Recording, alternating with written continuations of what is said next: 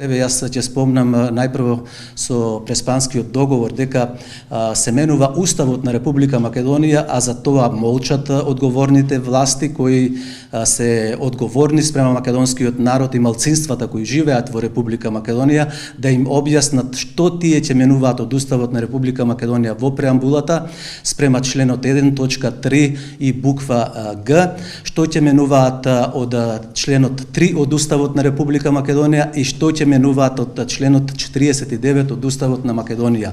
Ние знаеме дека ќе го избришат македонскиот народ и Македонија ќе биде држава на граѓани, составена од македонци, од албанци, од турци, од срби, бошњаци и така натаму.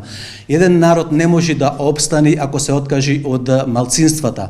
Владата на Зоран Заев се откажува од македонците во соседна Грција. Владата на Зоран Заев со бугарскиот договор се откажа од пиринскиот дел на Македонија, односно од македонците од пиринскиот дел.